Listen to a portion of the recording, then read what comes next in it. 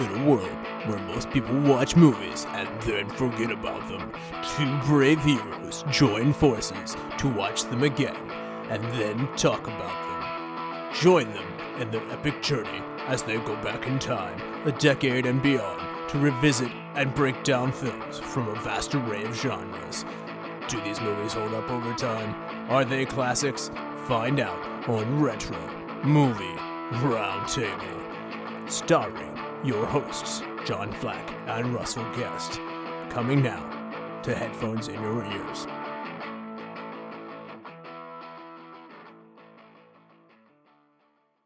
Hello, all you ladies, lords, and knights of the Retro Movie Roundtable. Welcome to the Retro Movie Roundtable, where we watch movies and then talk about them.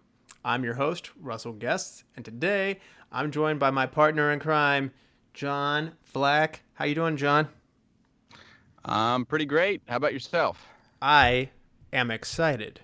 Why are you excited? We have a really good guest. If you remember the Mission Impossible episode, one of our most popular episodes, and our first episode that we had, Yes. we brought back Meredith Grey Robson. Meredith? Hello. How are you doing today? I'm doing good. That's great.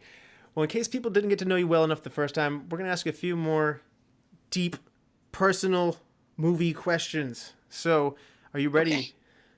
Yeah. All right. Who's your favorite director? So I think today it's Tim Burton. It changes a little bit, but today it's definitely Tim Burton. Oh, I love Tim Burton as well. What's your favorite Tim Burton film? I think it's probably Edward Scissorhands, but sometimes it's The Nightmare Before Christmas. Those two just are visually the best, in my opinion. Is Nightmare Before Christmas just later in the year? Is that your favorite? I think so. Yeah, around Christmas it's Nightmare Before Christmas, but every, other day of the year it's Edward Scissorhands. And it's Okay. never Planet of the Apes. No, it's not.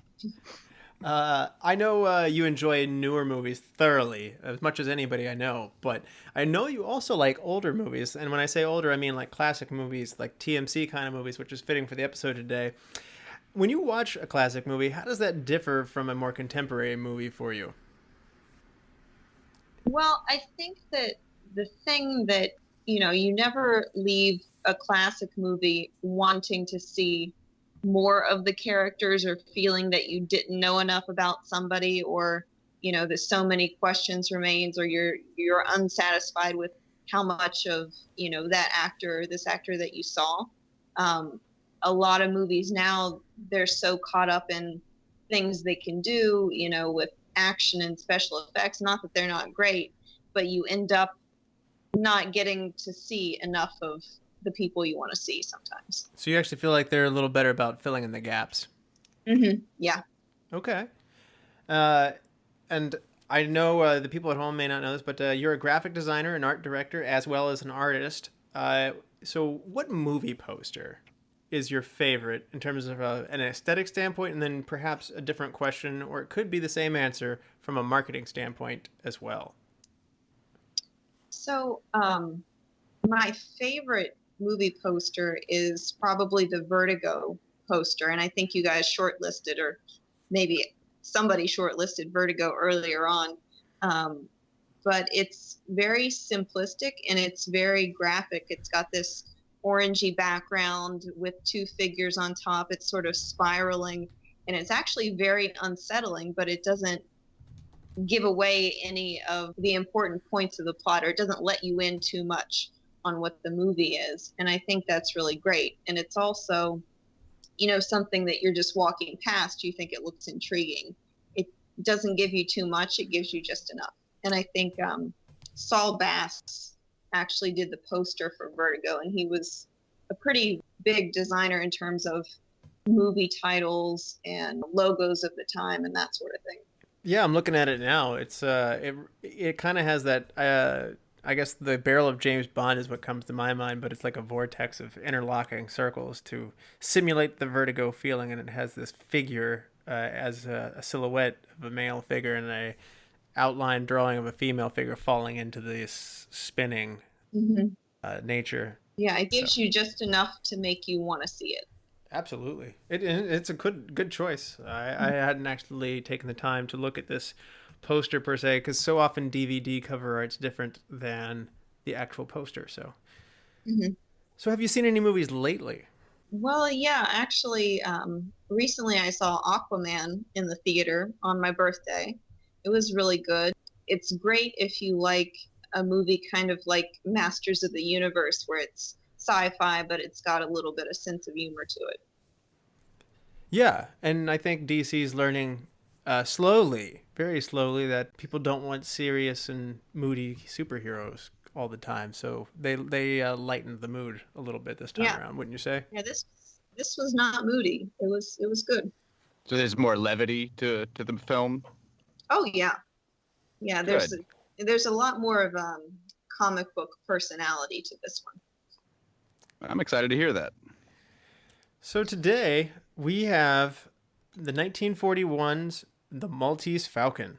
It grossed $967,000 domestically and $805,000 in foreign. It placed third in the box office. So if those numbers sound a little bit low by today's numbers, remember there's inflation. This is a very successful movie.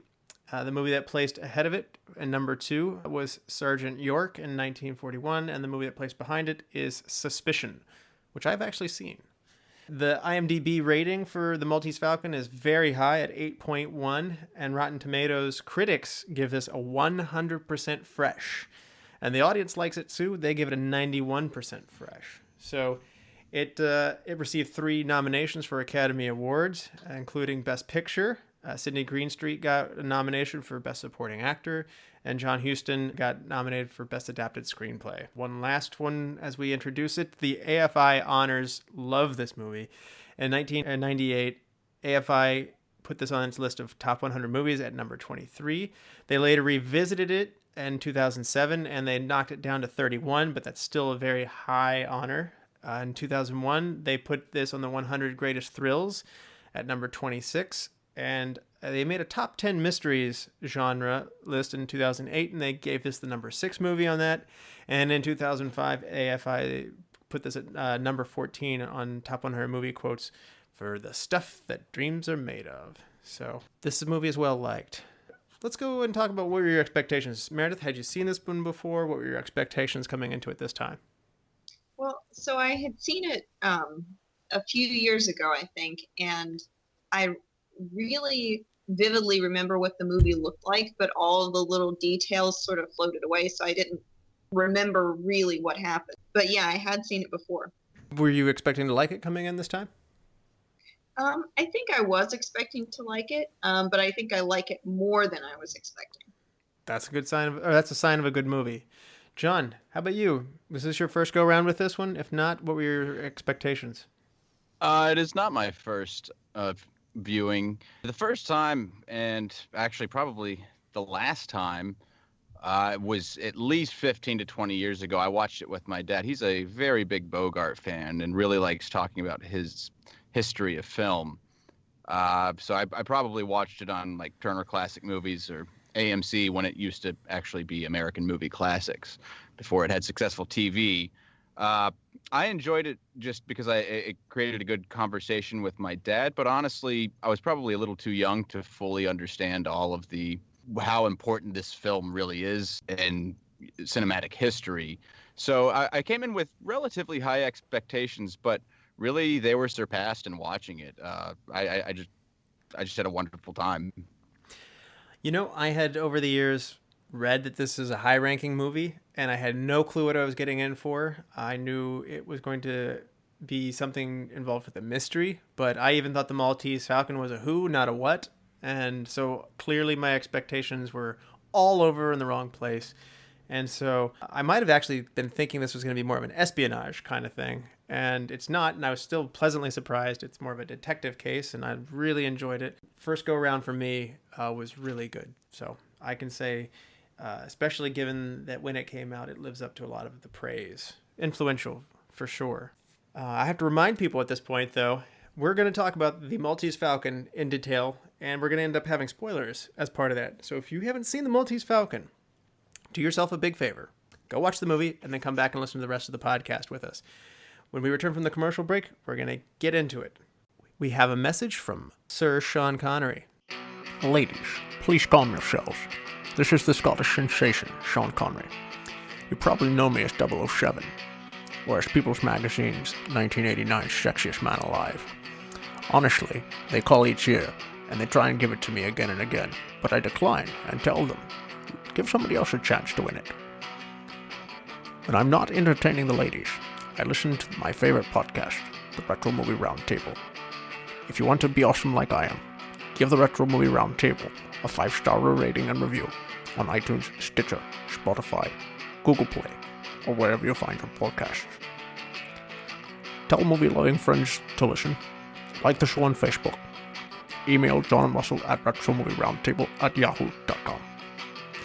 I've won many awards, but the shining moment of my career was hearing John and Russell praise my acting performances on Retro Movie Roundtable. I think you'll love the show as much as the ladies love me. Sir Sean Connery. Can you believe we got this guy? No, I can't believe it at all. I thought he was hiding somewhere in Scotland. No, probably in an old folks' home in Scotland. Not just his home, an old folks' home. He's almost 90 years old. I'm happy he's still around Yeah. He sounds spry. to join us today. Meredith, would you like to give us your plot summary? Okay. A scrolling prologue appears on the screen. It explains that the Knights Templar of Malta intended to gift a jewel-encrusted gold falcon to the King of Spain. Before it was delivered, it was taken by pirates. The fate of the Maltese Falcon remains a mystery. Our story begins in misty San Francisco with private detectives Spade and Archer. Being the only one of the two in the office, Spade meets with someone named Mrs. Wonderley. She's from New York and is looking for her sister, who she believes to be with a dangerous man named Floyd Thursby. Shortly, we meet Spade's partner, Miles Archer. A plan is devised for Miss Wonderley to meet Thursby and for Miles to follow him. In the first big turn of the movie, Miles is shot and killed while shadowing Thursby. Spade gets a late-night call from the police informing him of Miles's murder. Spade goes to the crime scene and speaks with the police. It turns out that Miles was shot with an English Webley 4-speed with only one shot used. The police catch up with Spade at his apartment. They ineffectively interrogate him while insinuating that he had something to do with Miles's death. We cut to a newspaper headline that reads, Thursby and Archer murders linked. Spade returns to his office. Miles's wife, Iva, is there. She asks Spade if he killed her husband. It's apparent that they've had an affair, but it's old news to Spade. Mrs. Wonderley calls, and Spade heads over to her hotel. At the hotel, Miss Wonderley explains that the story about her sister was made up, and that her real name is Bridget O'Shaughnessy. Spade and Archer never believed her in the first place. O'Shaughnessy plays the guilty frightened act for a while, but eventually she tells him how she knows Floyd Thursby. They came to San Francisco together from Hong Kong. She felt Thursby was going to betray her. Spade agrees to help her in exchange for her remaining cash. He takes her key and says that he'll let himself in later. Back at Spade's office, Spade's assistant Effie shows in a mysterious-looking man named Joel Cairo. He's foreign, a little short, and carries a fancy cane. Mr. Cairo brings up the two murders and wants Spade's assistance in finding a misplaced ornament. He says it's a figure of a blackbird and he'll pay $5,000. Unexpectedly, Cairo pulls a gun on Spade and wants to search the office. Spade gets the gun and knocks out Cairo.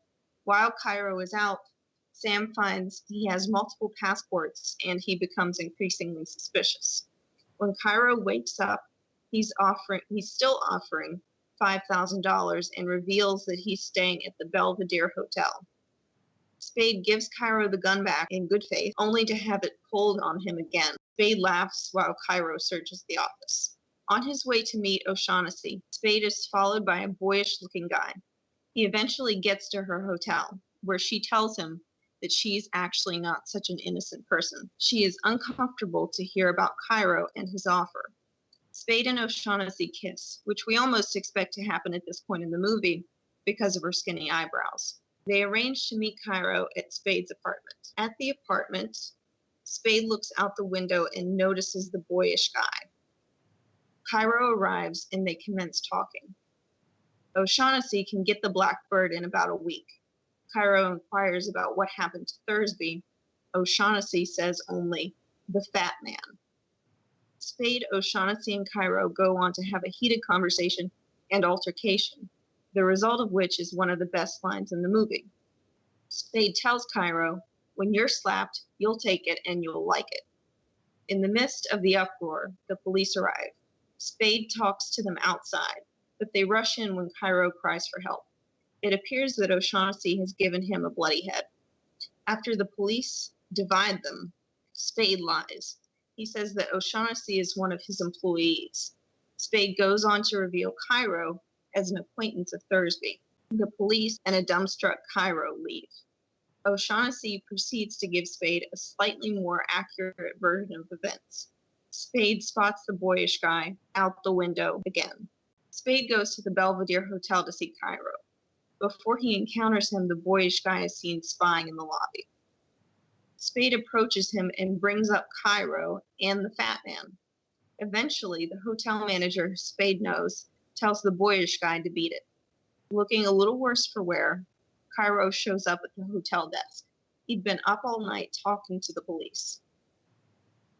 Back at Spade's office again, 3 people have called for Sam. Miles's wife, the district attorney, and Mr. Gutman. Sam's assistant explains that Mr. Gutman left a message. I have phoned and will phone again. O'Shaughnessy is waiting in Spade's office.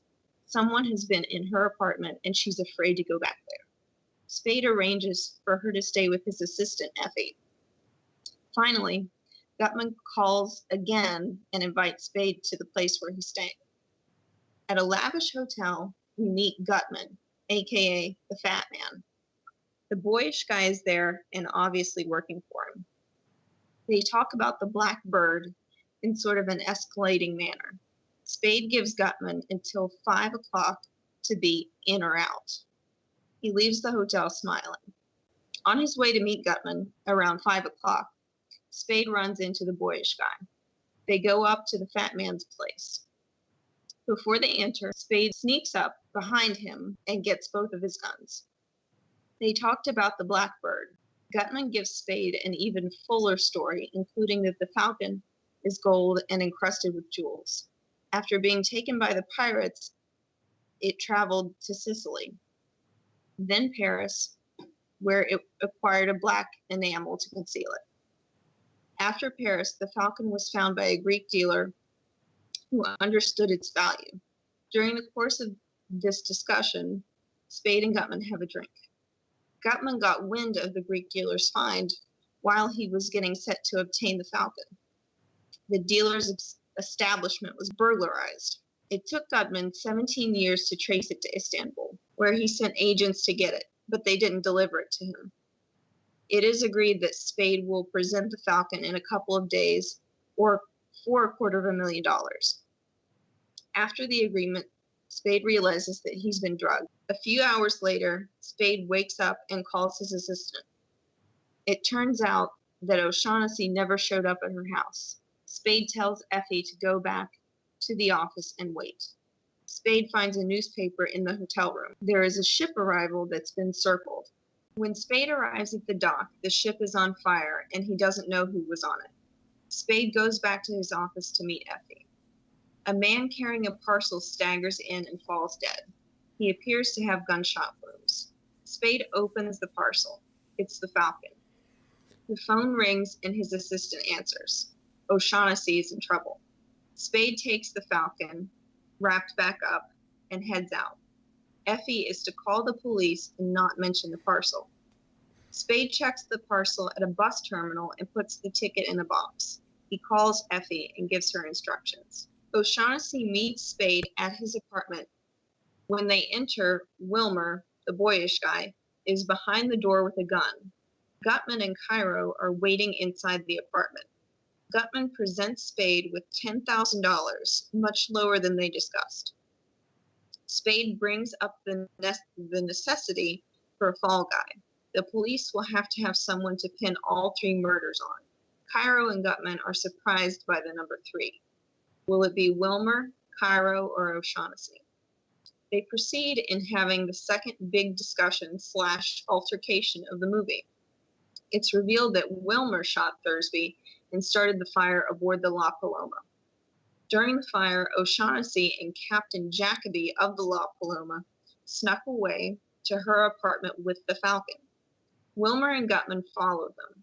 As Jacoby was trying to leave the apartment with the Falcon via the fire escape, he was shot by Wilmer. In spite of his injuries, Jacoby was able to get away and deliver the Falcon to Spade's office before dying. With everyone still gathered together, Spade calls Effie and tells her to retrieve the Falcon and bring it there. They wait. After Effie delivers the parcel with the Falcon inside, Gutman tears it open and reveals the Falcon. To make sure it's real, he cuts it with a knife. When he realizes it's a fake, he hacks away at it. Gutman suspects a Russian and wants to go to Istanbul to pursue the real thing. Wilmer slips away in the chaos. Gutman asks for his $10,000 back. Spade gives him $9,000 for time and expenses. Gutman leaves. Spade calls the police and tells them that Wilmer committed the murders. This is only to buy time. Spade knows that O'Shaughnessy killed Miles, and he expects her to take the fall by going to prison if she doesn't hang. O'Shaughnessy doesn't buy this at first, so Sam reiterates. He explains to her that when your partner is killed, you're supposed to do something about it. The police arrive. Sam gives up O'Shaughnessy and the $1,000 he got from Gutman. One of the detectives asks what the Falcon is. Sam replies, the stuff dreams are made of. Sam takes the Falcon, the fake Falcon, as he watches O'Shaughnessy go down the elevator with the police. Wow, very thorough, very thorough. Oh, okay. Yeah. I hope that wasn't too bumpy for you. Not at all. All that for nothing. Yeah. Nope, that was the stuff dreams are made of. Stuff. Reminds me a little bit of City Slickers too. I kind of figure if there's going to be another quest for a Falcon. So this is based on a 1930 novel by Dashiell Hammett. I think it's Dashiell, yeah. Yeah, Dashiell Hammett. One of the interesting things is there's also a 1931 movie as well, I think it is. And so this is a remake, actually. Already in 1941, we have remakes. So this is clearly the iconic version. I have not seen the other version, and nor have I read the book, but from what I study on it, this, as well as the 1930s movie, follows closely along with the book, and some things are changed, but more for flow reasons. So that story that Meredith just read off to you is pretty faithful to the book. So that's pretty cool. Yeah. John, do you want to give us a rundown on the cast? So we have Humphrey Bogart playing Samuel Spade, our private eye, who's smooth and very Bogart in this film. That's all that's really needed to be said about him, in my opinion. But Mary Astor plays Bridget O'Shaughnessy, and we'll say she is our damsel in, quote, distress. She is also the love interest of Spade. Gladys George plays Iva Archer, who is Miles Archer's, quote, loyal wife. Peter Lorre plays Joel Cairo, who is Gutman's partner and face man, and kind of a bumbling one at that. Barton McLean plays Lieutenant Dundee, seems to know Spade and has a bit of a cooler head of the cops we see. Lee Patrick plays Effie Perrine, who is the secretary for Spade and Archer, and really seems to keep them grounded as well. Sidney Greenstreet makes his film debut as Casper Gutman, also known as the Fat Man, who's kind of the money man and would-be mastermind of the whole plan. Ward Bond plays Detective Tom Paulhouse, who seems to really be jumping to conclusions quickly and does not seem to like Spade too much. Jerome Cowan plays Miles Archer, who is Spade's, let's say, quote, partner. And Elisha Cook Jr. plays Wilmer Cook, kind of a chip-on-his-shoulder goon, for the Fat Man and Cairo. Great. So Meredith, what do we think about Humphrey Bogart's character Sam Spade here? Do you like a hero who's kind of colder, maybe detached, but also fast on his feet and witty and always one step ahead of everybody? What do you think about this character? Well, I do like him. It almost seems more realistic for somebody to be like that. He's looking out for himself like anybody else would. He's in it for his own well-being. He kind of wants to help people, but he really just wants to keep his life going. No, that's a good point. And did you have any thoughts on the cast there? There's a lot of interesting information out there over time that comes out, but did you have any interesting facts that you wanted to share on the casting? Well, I thought that Sidney Greenstreet was pretty funny that he's in this role, because the only other thing I've actually seen him in is a movie called Christmas in Connecticut, which is kind of a comedy, drama, lighthearted sort of a thing. So to see him in this was a little bit funny that same guy is in this, sort of hardened private detective type story. Yeah, as the Fat Man, no less. Yeah. It's interesting that he and Peter Lorre go on to work on 9 movies together, so they overlap a lot. And Peter Lorre also was in Casablanca, I think. So is Greenstreet. Yeah. Yes, and that was one of the 9. I can't name them all, but you can look it up for sure. George Raff was actually offered the lead role, going back a little bit to the Sam Spade character, but he rejected it, saying that he did not want to work with an inexperienced director. And if you remember, this is John Huston's first go-round on the movie, so it went to Bogart, and it's hard to imagine anybody else playing the role now. So Bogart in particular relished the experience of the movie. He said quote, "It was particularly a masterpiece. I don't have many things I'm proud of, but that's one."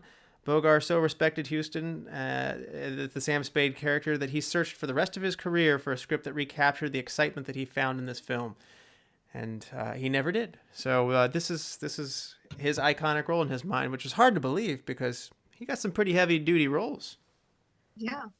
I bet the guy who turned it down really regretted doing that because of what John Huston came to be. He doubled down later and said he didn't think it was going to be a very significant movie, being that it had already been made. So one of those things where you try and play it off cool, but I don't know how cool it is to pass on that. No. That's one of the funny things I remember back, like Will Smith turned down the role of Neo to be in The Matrix, and he didn't get the pitch or whatever, but it's funny, he's very humble about it now. He's like, I didn't get it. Clearly I should have taken the role. I did Wild Wild West instead. I did not understand it. I wish I had understood it. Yeah. Well, and from my understanding, it was because it's Huston's first directorial film. Mm-hmm. And, actors can be pretty wary of rookie directors. Even if you're successful in other aspects of film, directing is a whole different ballgame. So the role of Bridget O'Shaughnessy is also going to be another interesting story. It was originally first offered to 27-year-old Geraldine Fitzgerald. But Mary Astor's off-screen notoriety was kind of instrumental in her casting. She had been in several scandals concerning affairs she was involved with during her marriage. She first came to Hollywood and had an affair with a much older John Barrymore, a relative of Drew Barrymore, and her husband had been killed in a plane crash, and she'd been married multiple times, which back in the 40s, this is not normal. It was considered scandalous behavior at the time. She was also an alcoholic, and she was, during a bitter custody hearing, her diary records were leaked out through a former love interest, and they recounted several various sexual exploits that were made public. So she had a lot of dirty laundry out there in the public, and so in a way, that's kind of fitting for this character. So in a way, that had a lot to do with the casting of this character, which is kind of fitting for a deceitful, unsavory character. And it not only stopped there, Mary Astor also had an affair with John Huston during the making of this film. So that might also had a little bit to do with why she got the role. So yeah, I'd heard that, and yeah, I thought it was kind of fitting for her, but for some reason when you see her, you like her, which I guess is the boat that Spade is in for most of the movie. So let's get into the film creation here a little bit. This is John Huston's directorial debut. Meredith, what do we think about John Huston? Pretty acclaimed director in his first go-round. Well, I think that it's very difficult to spot that it's his first go-around because everything is so tight, and it's not very cutty in the way that it almost plays out like a play. You often see, more than one of the characters in the shot at the same time, and there's sort of a natural back and forth. So I think he had a great style, and it was not noticeable in any way, probably to anybody, that it was his first movie that he directed. No. John, what are your thoughts on John Huston here? I mean, especially for a rookie director, it's just fantastic. Great cast selection, wonderful choices of what to shoot, what not to shoot. And kind of as you mentioned before, I haven't seen the previous makings of this story, but it seems like him sticking to the original novel itself really was a wise choice, because the other two, I don't even know that I was aware of them until I started researching this film. And just having a B movie budget and really not having all the people at Warner on your side with this, he had a few hurdles to jump over and just did a fantastic job with it. He did. He credited producer Henry Blank, who worked with him on this. Huston recalled that the single greatest piece of advice he would ever receive as a director was shoot each scene as if it was the most important scene in the film. And so that's the discipline that he brought throughout this. He apparently ran a very tight ship. Despite the numerous setbacks that you can have, Huston was professional and efficient. The crew often finished shooting well early and ahead of schedule. There was one day where they had a whole day laid out to shoot a very long scene, and they got it on the first take. And so they went to the golf course and had drinks. And, that's kind of unheard of. I mean, this thing just went really smoothly, and it came in 2 days ahead of schedule and $54,000 under budget, which again at that time is no small feat. So pretty good work for a rookie, wouldn't you say, Meredith? Oh yeah, and the coming in ahead of schedule and under budget, I guess rarely happens, and probably definitely wouldn't happen now. So yeah, you did a great job. You got to spend that money. Yeah. John, did you happen to read about some of the practical jokes that took place in the making of this movie? I know that there were a number of pranks that went on along. There was really just one in particular that that I read about because I found it so interesting, and it really had to do with the smoking on set, and it really kind of ran along with it. And it actually kind of got Warner upset. And it's interesting because they didn't want people smoking too much. And, today we would think on screen that is because it would encourage other, people to start smoking, or that it's cool. But really they were afraid people would go outside and not watch the film and end up smoking. But so actually they had to stop one of this little continuous smoking that the actors were intentionally doing on screen. They had to cut it down a little bit. But then Huston really stepped up and actually said that was what brought the atmosphere to the film, and he wanted it to stay in there. But apparently, particularly Peter Lorre and Humphrey Bogart just thought it would be really fun to annoy Warner. And I wish I could have, hung around with those two around. I'm sure on and off the set, they were both just so much fun together. Another fun story that they had staged altercations or yelling. And so like people would have like a diva moment and say that I don't have to tolerate this, or like you're doing this wrong. And like they would stage an argument, and like other people in the production cast would get upset, or Huston was like, oh God, what's happening now? And then they turned it off and was like, haha, we're acting. So they sounded like, and you can tell in what I mentioned earlier about Bogart really loving the making of this movie, this was a tight crew and they had a lot of fun together. So, and it was a success. And sometimes when you like the people you work with, you're going to get a better product at the end of it. I think it always helps anyway. And I mean, it forged some friendships that some other films might not have happened had this movie not brought some of these people together. True. Meredith, any other thoughts on the director there? There was a particular thing about this movie where the details are sort of danced around and it creates this tension. And you don't see that in a lot of other movies. So I like that. I'm not sure if it's specifically because of John Huston or because of the novel, but I think that was really great. The dancing around of everything was great. One thing that I noticed here that Roger Ebert claims that some film historians consider the Maltese Falcon to be the first film noir. Now, I'm not that versed in the film noir genre to know who came first and what did what, but certainly you would say that this is the hallmark of a film noir movie. What do you think makes a great film noir in your mind, Meredith? I think part of it is the main character.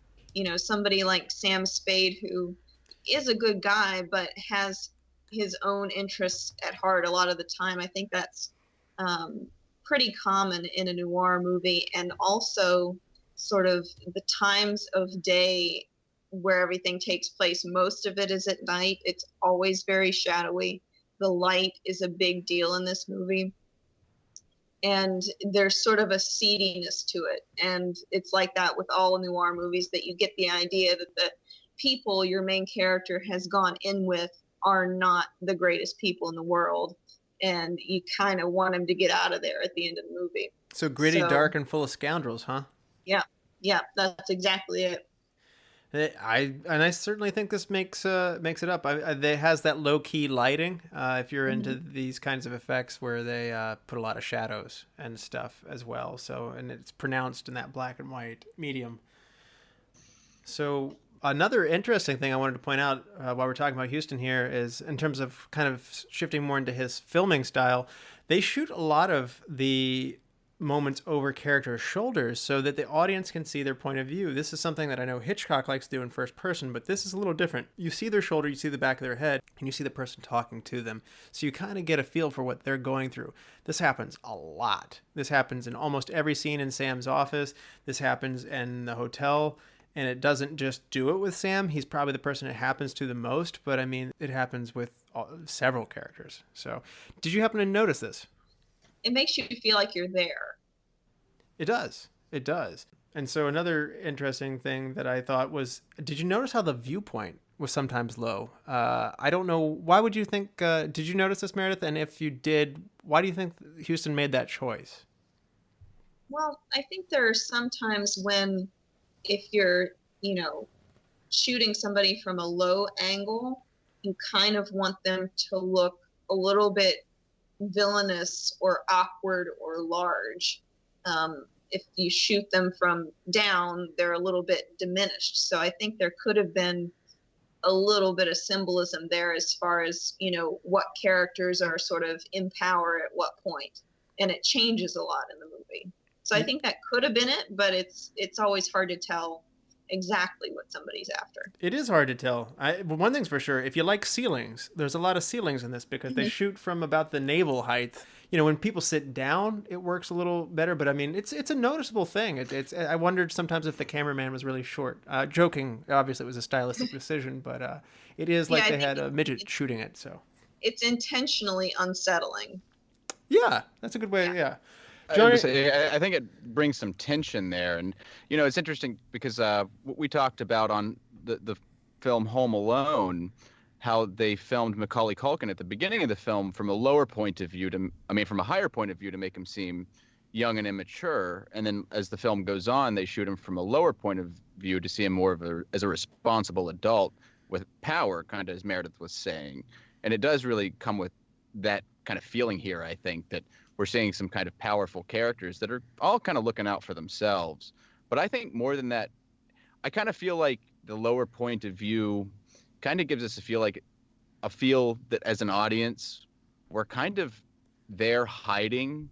Because, when you hide, you're down low, and it kind of gives it a little bit of espionage or kind of some sort of covert feeling. You're almost trying to eavesdrop on the characters in the movie to know what's going on. Exactly. No, I agree with that. One thing I wanted to mention, this kind of goes back to the question that I was asking Meredith earlier. This can be true of other older movies, but it's certainly true of this movie. This movie requires you to use your ears. They are really important to listen to the dialogue. So much of the plot unfolds in what happened previously, or reading between the lines of whether the character is lying or telling the truth or not, and how Sam picks apart and goes in to find the truth. And he helps basically guide the viewer to come one thing at a time as he uncovers what the Maltese Falcon is. So do you. I just thought it was really interesting. So much of this movie is not what you actually see, but through the dialogue. And I wasn't sure, how did that shape your experience? I don't know if, Meredith, you want to take that one first. Well, I thought it sort of strung you along. Like you're hanging on every word that somebody says just so you can put it together, because that's, you're after what Spade's after. He wants to put things together. And it's awkwardly realistic that when you hear about an exciting story in your own life, you're not seeing it. You're always hearing it from somebody or hearing it on the news.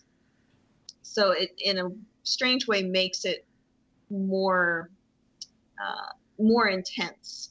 Every word that somebody says, you want to know, and it seems like a big deal. Mm-hmm. Yeah. Meredith or John, have either one of you seen any other John Huston movies to compare this to?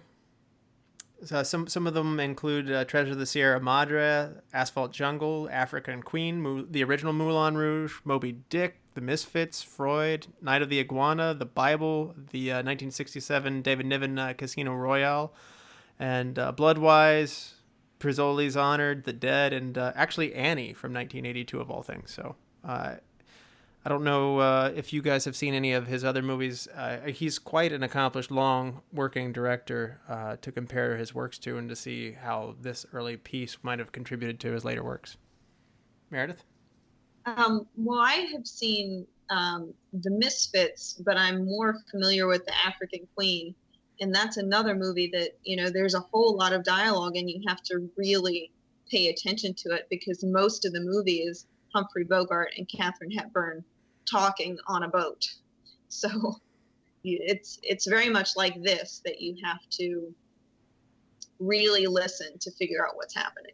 Yeah, I find that older movies might be coming out of the play language, where they rely heavily on the dialogue. And I think that's one of the things that I think sometimes, I wonder if Hitchcock would have liked this movie, because he was famous for saying, "Show me, don't tell me." So I don't know. What are your thoughts on that, John? Do you like to use your ears? Yes, I do. And, maybe we've become a little too reliant on special effects and kind of eye candy, as it were. But I will say, this film, it made me happy that I can rewind. I definitely wanted to rewatch a couple scenes, because I wasn't sure I picked up on everything.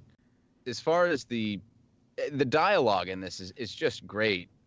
Maybe it's the writing, maybe it's, I think it's a combination, honestly, but it's really the chemistry of a lot of the actors and actresses on set. I think that kind of carry it through. But really, I think you nailed it on the head when you're saying that you have to have your ears open and ready. You can't be talking to somebody. You don't want to go see this movie with someone who asks a lot of questions during a movie. I know that's kind of a pet peeve of mine, but I made sure I watched this one alone.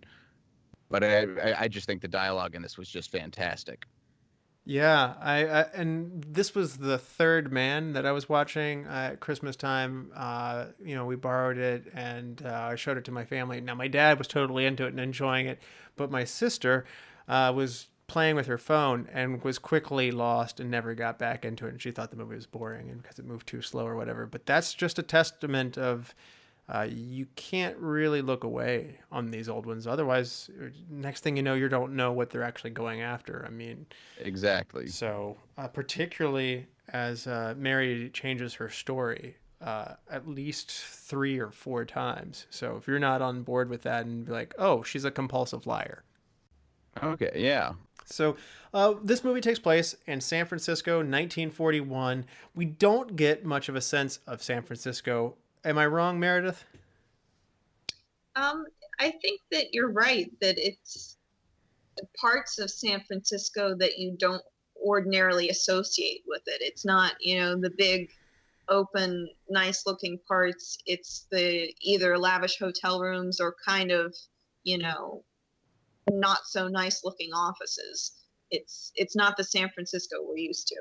No, and perhaps a lot of that's due to the fact that they didn't shoot very much on location. They shot a lot of this in Los Angeles in the studio. A lot of those hotel rooms and stuff were just constructed, as is so often the case in older movies. I guess they had more control with lighting and sound.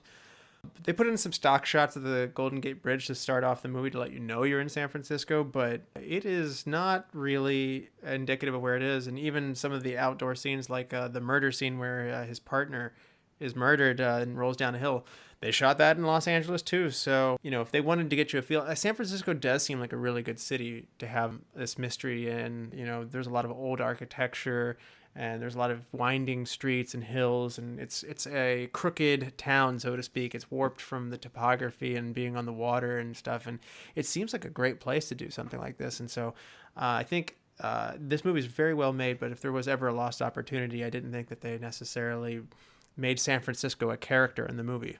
I don't know. Am I being too harsh on it, John? No, I don't think so. I've unfortunately never been to San Francisco, but I kind of wondered about it. They mentioned some streets because even when he hops in a cab at one point, and I'm just wondering if these are iconic streets somehow. I don't know. I've never been there, but I did find it kind of weird that we have this opening shot, of the iconic bridge there, and then I really don't have any feel that I'm in San Francisco, and I just kind of chalked it up to the idea that maybe it was just important that it was a port city on the West Coast, that it would be feasible that something from Europe, Asia, Africa, that area, and would be shipped to the United States. But I think they mentioned Hong Kong is the last port of call for it. Right. I thought, I don't know, I associate the film noir style with these trench coats and hats and stuff like that, and you're not going to wear that in Los Angeles because it's hot there or warm there. It's just really nice there, actually. But San Francisco, on the other hand, I remember going there when I was a kid and in the middle of summer and being pretty surprised that it wasn't as warm as I thought it would. From my understanding, it can get pretty chilly. It was, and so that chilly tone goes with the shadowy lighting, and again, he wears a coat, and you feel cold watching it. The shot that they show us at the beginning of the movie of the bridge is kind of, foggy or misty, like it's not that great of a day in San Francisco. So I think that the lighting of the rest of the movie sort of tied in with that. Speaking of clothing and stuff, what do we think about the 1940s clothes, Meredith? We got some baggy suits and some big hats. What do you think about that? Well, I think all the characters really looked the part. But it was sort of funny that none of them, I felt, looked quite comfortable. Like what they were wearing was not really them. Everybody's sort of wearing a costume. Even though they're in a movie, the people don't seem comfortable. Well, funny you should mention that. Bogart actually had to provide his own wardrobe. Yeah, you beat me to the punch there. Oh, it's interesting that you say that because it's like particularly he had to provide his own. Now, the one I would say that he doesn't look comfortable probably is Green Street, because they did have to specifically make his clothes because he was that large. He's big. Yeah. And what Humphrey Bogart did, I don't think, most of the major big Hollywood actors would do today, is to find and tailor their own wardrobe. That just seems like something nobody would do now. There would be somebody else in charge of it. Yeah, absolutely. And I can just imagine the casting director of like Green Street, like bringing him in. It's like, whoa, I wanted a fat man, but you really found a very fat man. I mean, I didn't even know they had guys this fat. Great job, guys. He's got the part. He came in with an audition with a KFC drumstick in his hand. He's very fat. Anyway, special effects and lighting and props. John, do you want to share any of the information about the Maltese Falcons themselves? Interestingly enough, apparently statuettes still exist today from the film, and they're now valued at over $1 million a piece, which makes them about some of the most, pricey film props ever made. I don't know if it was just like the build-up to seeing the Falcon, but I was expecting some sort of like really elaborate thing once they kind of took everything down. I kind of felt like at the end of Indiana Jones and the Last Crusade, when the Holy Grail is just like a basic cup. Well, I mean, this is actually inspired off the Kipperson Hock ceremonial pouring festival that was made in 1697 for George William von Kipperson, Count of the Holy Roman Empire. So it is actually modeled after an old hawk that is perched on the rocks. So it's actually kind of made from an old piece of antiquity. So that's kind of neat. I don't know.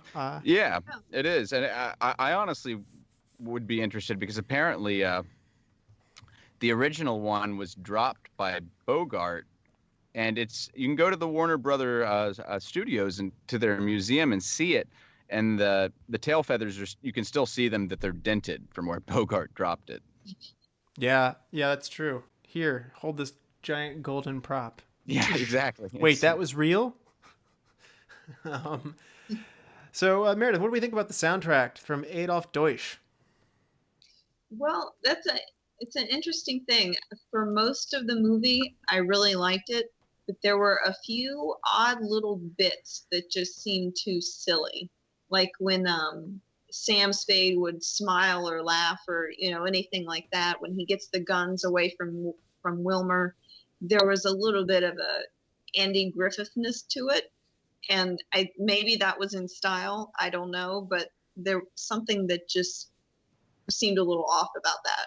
But for the rest of the movie, it was great, and it was ominous, and it was, suspenseful. Yeah, and I might even say that at some moments it was a little too ominous in the beginning. Like, it was just like, whoa, something really bad's about to happen. Like, well, that's fitting for when his partner gets shot. But there were some moments of, like, when somebody walks into an office and they're like, dun, dun, dun, dun. I'm like, whoa. She just walked in the office. Let's find out what's involved here before we go over the top. So it came on a little strong for me as well at times. And I saw the moments that you're talking about as well. So, John, Adolf Deutsch later goes on to win an Academy Award for his composition. What do you think about him here? Well, I agree that sometimes it seemed a little campy, as it were. Mm-hmm. But I did just kind of try to chalk it up to the ideas that maybe it's just in style, as Meredith was saying, and that at the time that was really what to do. And I did think I guess I didn't think of Andy Griffith. I started thinking into older movies, and that sometimes did happen. But a lot of times, it really increased the tension. Honestly, a lot of times I wished I could cut off the music so I could make sure I could hear any dialogue that was happening. But for the most part, I really did think it increased that kind of ominous feeling you all were talking about. And I assumed that was what they were going for in this, being, kind of a noir film. But I did feel like sometimes I'm like, okay, I get the picture, guys. Something shady is happening. It's time for Look for This. Meredith, do you have any fun facts that you want to share that we haven't covered yet? It's sort of going back to the existing figurines of the Falcon. I read an article online that in 2013, one of them sold at auction for $4 million. Oh. So that's kind of, if you think about in the movie how much value this, Falcon from the Knights Templar, how much it's placed on it, like $500,000 for something that would be in antiquity to $4 million for something that's, made out of resin, and it's only worth this much because it was in a movie. It just seems crazy that somebody would go after it. I'm assuming it's made out of gold, right? For that much money? No. Really? No. I think it's some kind of resin. Oh, wow. Yeah. Oh. They at least ought to dip it in gold for $4 million. I don't know. Jeez. No, it's black. John, look for this. What do you got? We kind of already mentioned, one on my head is that Green Street, I was just going to say he's 357 pounds, but they did have to make his own costumes. But something I found interesting is I love Casablanca, which came out the next year, and Ingrid Bergman apparently watched this film repeatedly to study Humphrey Bogart and his technique. Interesting. I have one where it says Warner Brothers planned to change the name of the film to The Gent from Frisco, which is a horrible name, because the novel's title had already been taken by the 1931 Maltese Falcon, and the studio eventually agreed to keep the original title at John Huston's insistence, and I'm glad he insisted it because I don't think anybody's paying $4 million from a prop from The Gent from Frisco. Meredith. Yeah. No, it just doesn't make sense. Do you have any other look for this? Well, there was something I noticed on Sam Spade's desk, and it was a weird cigarette lighter that almost was like the shape of a Tic Tac box. And he pushed a button on top, and the flame came out the top. It was just a strange and interesting looking little thing, and I really couldn't find much, information on that. But it was a neat little thing. They smoked a lot in this movie, so they're looking for new ways to smoke. So. Actually, if you'd like to know, I do have some information on that. That was one of my deeper look for this, but I can add to that. So that was a Ronson touch tip table model made by the Ronson Company between 1935 and 51, and it is a classic example of the Art Deco style that dominated the area. And they're so sought out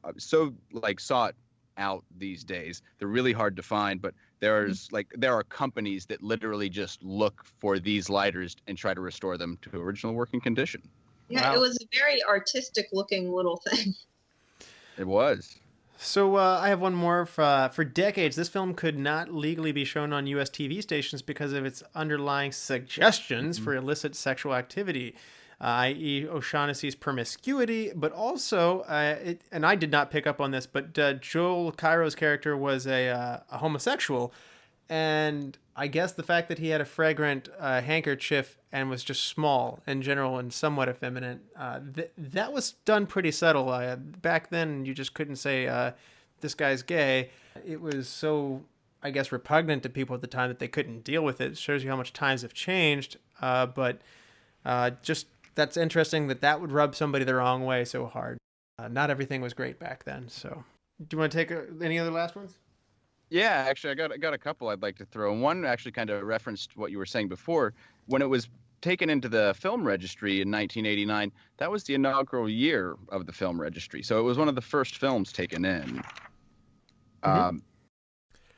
So Warner Brothers decided to produce a sequel because this movie was so successful. Director John Huston wrote a script for that sequel, and it was titled The Three Strangers, and the film was supposed to contain many of the primary characters from the first film, including Sam Spade.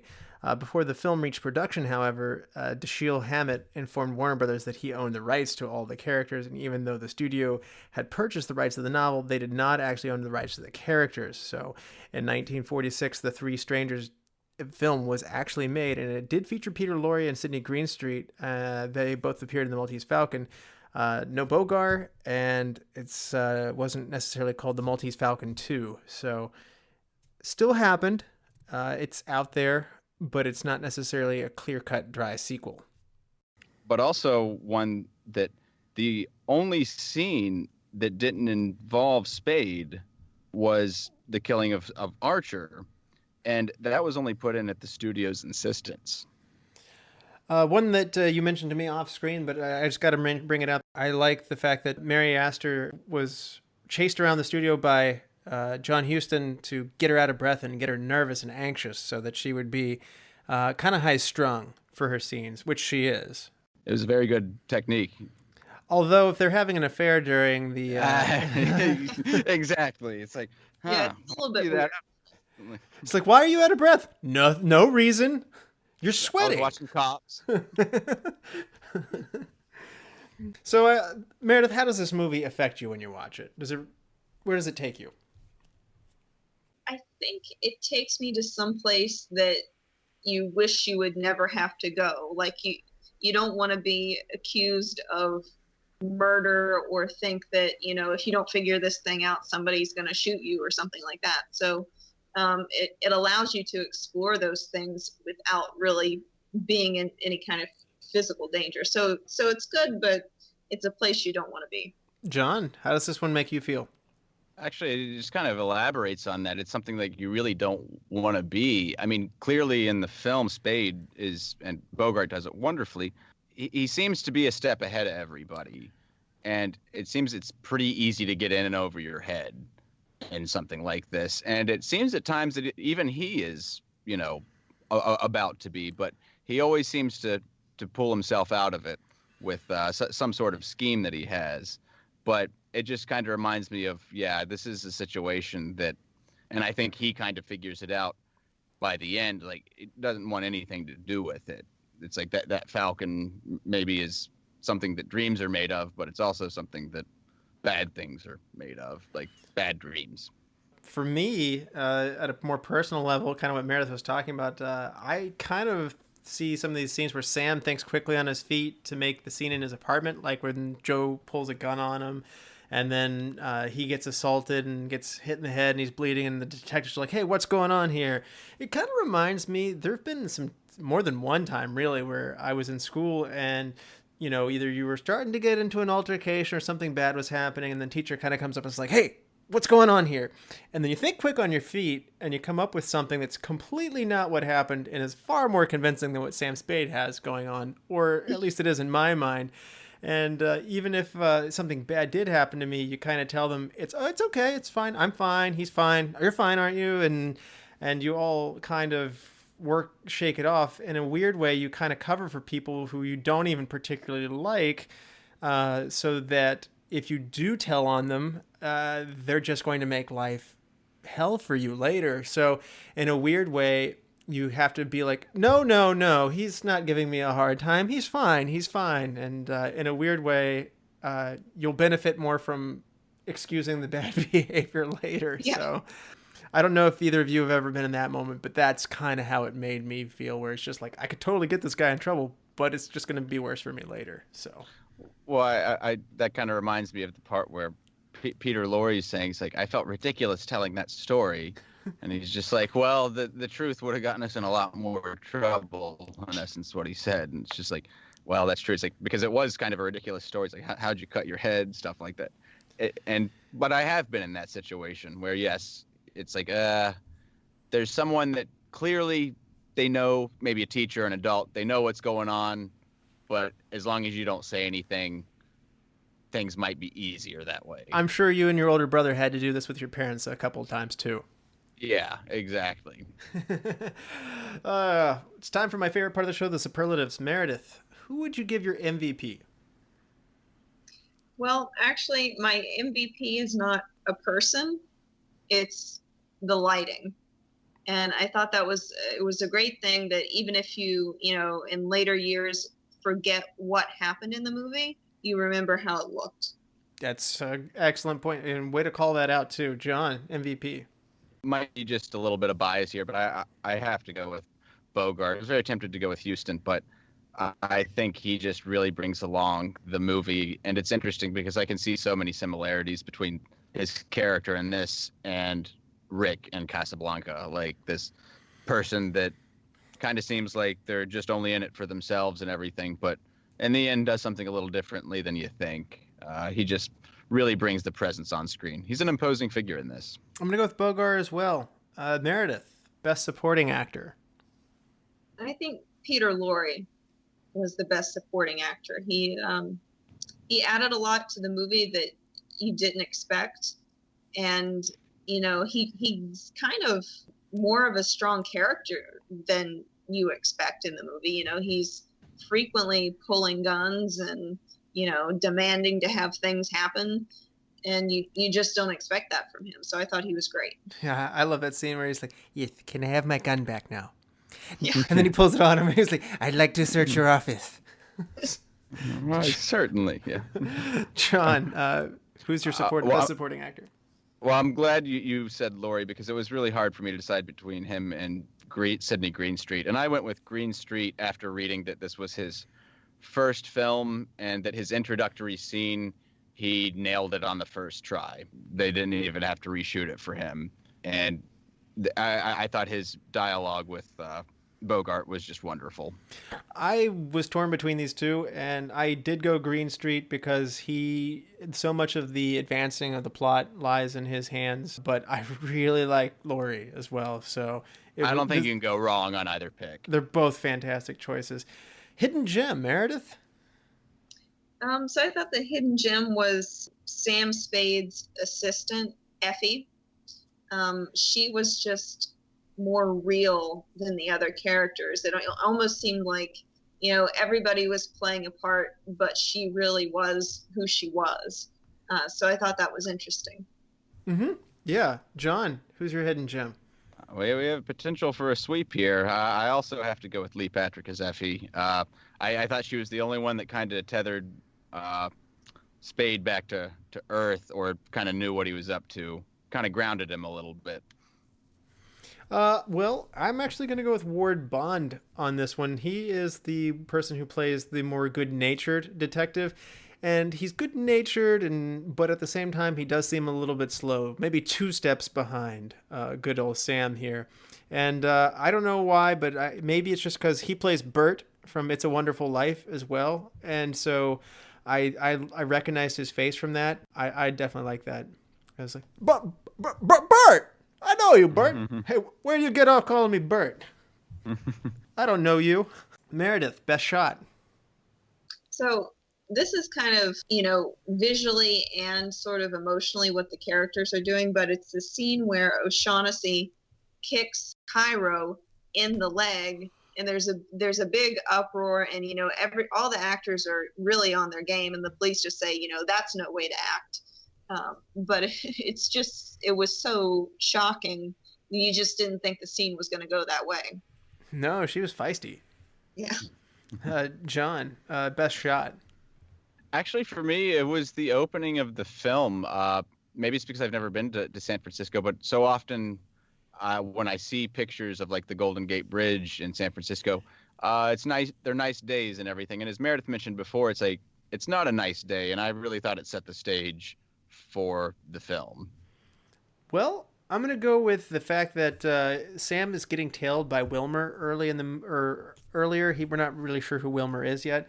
And so we see this figure following him through a crowd, and it's a smooth transition as he knows he's being tailed. And particularly, this is before he hails the cab. On the street, we see Wilmer behind him, and we see his face in the forefront. And he's being followed, and there's a real sense of danger here. And I just think that it's shot outside at night, and a lot of these shots are studio very controlled. I thought this one was something special, and I liked it, and I wanted a little more of this kind of thing. So I'm going to call out that. I have to say, though, there in that Wilmer was awful at walking behind him. He really was. Looking straight down, bumping into people. It's like, way to stay real incognito there, buddy. Well, he takes his guns from him at one point, so I mean... Yes. Yeah, he's not very good at his job. No, he isn't. But I love him like a son. Okay, we can turn him in. Best scene, Meredith. So I thought the best scene was when Effie brings the Falcon back to the apartment, and Gutman's tearing it open, and then he knifes it, and then he keeps hacking away at it with the knife. It's just like, we've built up to this moment, and then he's just so mad that he's tearing it all apart. Yeah, I thought that was the best scene. Don't tear that apart. It's worth $4 million. John, best scene. Well, this might go back to my actor's superlatives, but it's actually when Gutman and Spade meet for the first time. I just think the chemistry between them is wonderful, and there's a reason he and Green Street went on to go on to so many films. But the dialogue was great, and then even the fake temper tantrum and Bogart's smile on his face when he leaves. That was just my favorite scene. I actually went back and watched that a few more times just because I liked it so much. For me, and it's just a fun scene. Like I said, I like Laurie so much. The Sam meeting Joe Cairo for the first time in his office. I love this scene. Too. I already told you about like the smelling of the handkerchief, the taking of his gun, giving it back to him, and him pointing it right back at him again. I love the dynamics in here, and this is my favorite scene of the movie. And that one in particular, Laurie's facial expressions are just wonderful. Mm-hmm. Yeah. So change one thing, Meredith. If I could change one thing, I think it would be the silly bits of the music. I like everything else, but the ones that are a little too, like sitcom-y, I would change. Mm-hmm. John, what would you change? Actually, she kind of beat me to that one. I was gonna say tone down the music. The dialogue's carrying us through there. I mean, it's very good at certain points, but maybe it's just and being from a different time period, it seemed a little over the top for me, as we mentioned before. I would say one thing I would like to change is Sam's love life. His relationship with Iva seems very incomplete. She's jealous over him, and it causes a conflict in the movie. But I want them to be a little more defined. Like, is this somebody he's actually interested in? It's a lot more interesting if it is, because his partner was, her husband. And so that's going to implicate him and make things a lot stickier. And they kind of imply that he doesn't really care about her anymore, that might have been a fling. But it was implied that also that it was ongoing. It's all very murky there, and I'm sure in the 1940s, some of this is considered unsavory at the time, but I think there's an opportunity to add some interest between those characters amidst all of what's going on here. So I don't know. He also goes on to kiss Mary awfully fast. Like he's like, well, I can't pay you anymore. What else are you going to want? And he like power kisses her. I would just say Sam's very strange with his affections in this movie. So I don't know. And maybe that's just what a 1940s man ought to be. But well, I think that's part of the noir aspect of things, that a lot of the time the hero falls for the wrong girl repeatedly. Okay. That could be. Well, I think in it, though, they kind of showed it when she asked, did you kill him? And he's, just absolutely not. But he knows that they can't see each other anymore at all. If people suspected that, I mean, that would be motive completely right there. Yeah, well, maybe if they had spelled that out for me better, I don't know. But you're right. You're both possibly right on that. So it made it a little hard to like Sam completely because of that. So best quote, Meredith. I think it's from Spade when he tells Cairo, when you're slapped, you'll take it and you'll like it. I like that. I just thought that was hysterical. Yeah, John. Yeah, that was a pretty great one. Actually, a lot of people want to go with really the last line of the movie on this, but what I really liked was toward the beginning. It's we didn't exactly, when Spade says, we didn't exactly believe your story, Miss Wonderly. We believed your $200. I mean, you paid us more than if you'd been telling us the truth, and enough more to make it all right. And to me, it was like, it was kind of funny, but it was also just like he was showing his true colors as a PI right there. Like, hey, I'm not a Boy Scout. I like the so none of us are going to go with the iconic "the stuff dreams are made of" line here. I couldn't be fonder of you if you were my own son. But well, if you lose a son, it's possible to get another. There's only one Maltese Falcon. So this was a line from Caspar Gutman as he was willing to give Wilmer up in order to get the prized Maltese Falcon. So I love that line.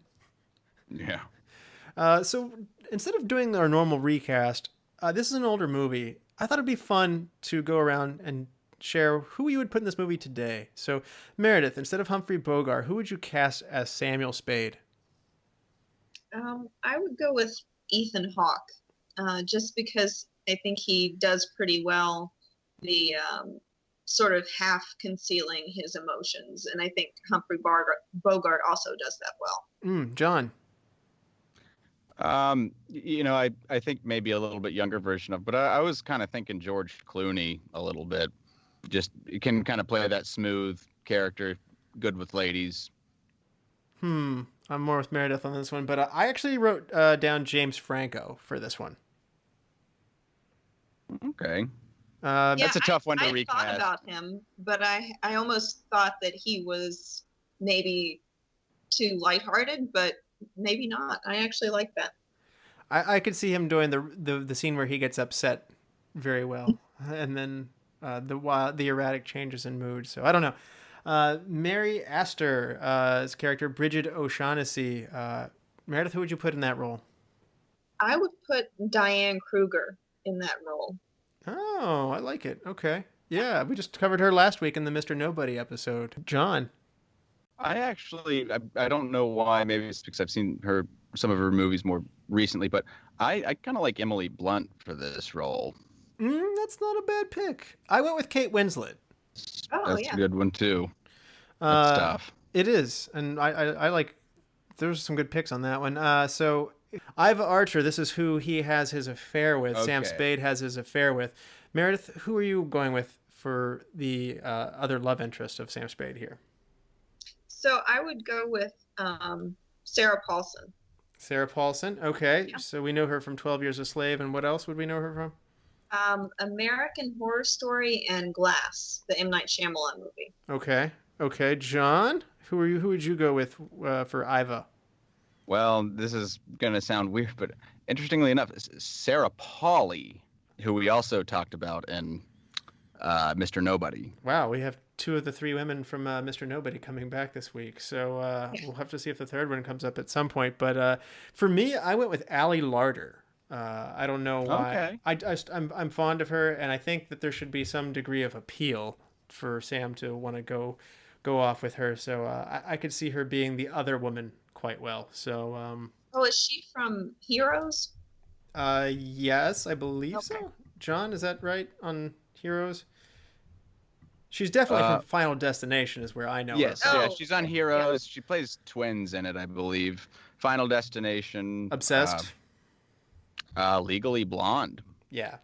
So, who would you get? We all loved Cairo so much, but we have to replace Peter Lorre with somebody in modern day times. Meredith, who do you replace him with? I'm not sure how to pronounce his first name, but it's either Rami or Rami Malek, who was just in Bohemian Rhapsody. Oh, I like it. That's a great pick. Good actor too. I think it's Rami, but I could be wrong. So, John. And it could be just because I've loved this man ever since I first saw him in the movie Galaxy Quest when I was younger. But I'd like to see the range of Sam Rockwell in this role. If I had to recast it. Another good actor. I picked up on the eccentricities and the strange-looking big eyes of Peter Lorre, and I went to Steve Buscemi on this one. So, Yeah, that's a good one. so Effie Perrine, the secretary of Sam Spade, who would you put in this role, Meredith? So I would pick Deborah Ann Wool. And we would know her from Daredevil, right? Yeah, from Daredevil and I think True Blood. That's right. She pretty much plays the same role. I'm gonna piggyback on that one. That was my pick too. She plays the same role in Daredevil, and she keeps Matt Murdock grounded and keeps everything on the rails. So it fits like a glove for her. So John, It really does. it does. John, who would you get in the role of Effie Perrine?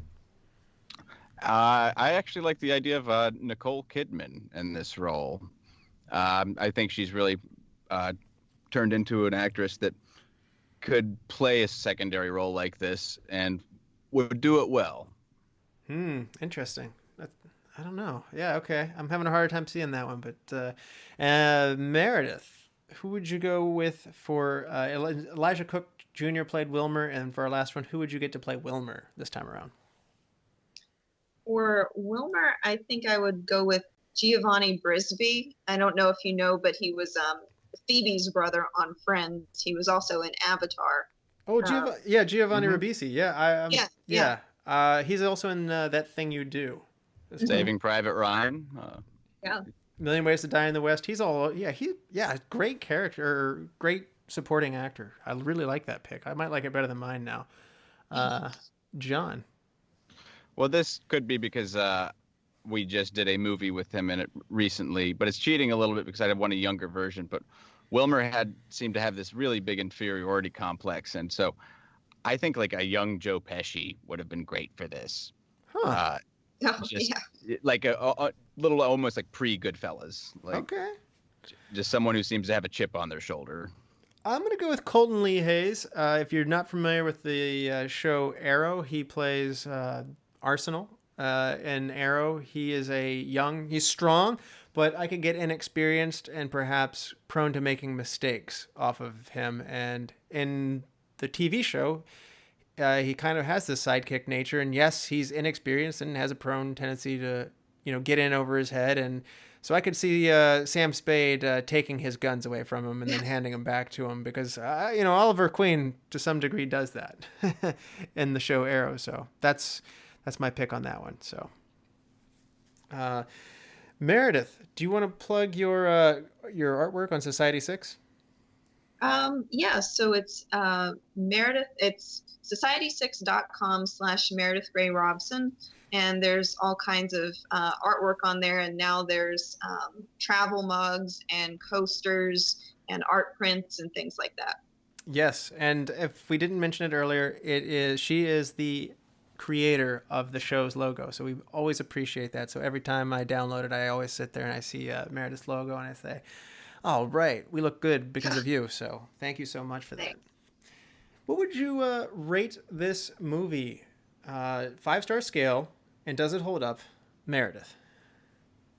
I would give it 5 stars. The music for me wasn't quite right, but I don't feel like that's enough to not give it a full 5 stars. So it's a great movie. John, 5-star scale. What do you give it? 5 out of 5. I just think all around, technically, acting, everything was just wonderful. I loved the film.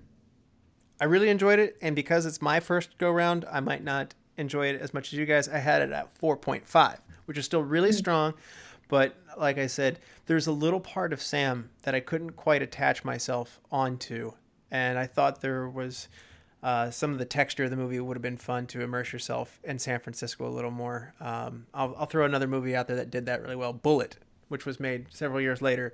That movie, San Francisco is a big part of the movie, and I think that would make the movie even stronger. So just liking the hero a little more, I want to reemphasize, this movie's really great. It moves extremely well for an old movie. If anybody says old movies are slow or dull or boring, then you either were looking at your phone and you weren't listening, as we were talking about earlier, because this is an exciting movie. I see why AFI put it on their top thrills list. So I think it does hold up. Oh, it definitely does. Yeah. So we've come time to pick our movie for next time, John. Are you ready? I've got 3 options for you. I am ready. All right. So next time we're going to do kind of a comparison, remakes versus originals. And so with this, I'm going to give you the remake years on this one, but we can either do option 1, Sleuth, starring Jude Law and Michael Caine. In 2007, it's a remake of the 1970s version, and it is on a sprawling country estate. An aging writer matches wits with a struggling actor who has stolen his wife's heart. Option 2, The In-Laws, very funny original movie, but we're looking at the 2003 remake in this case with Michael Douglas. We have, right before his daughter's wedding, a mild-mannered foot doctor discovers his future son-in-law's father is a freewheeling international spy. And then option 3, War of the Worlds. So we have the Orson Welles original, and as well as the 2005 Tom Cruise War of the Worlds. This is as Earth is being invaded by an alien tripod fighting machines, one family fights for survival.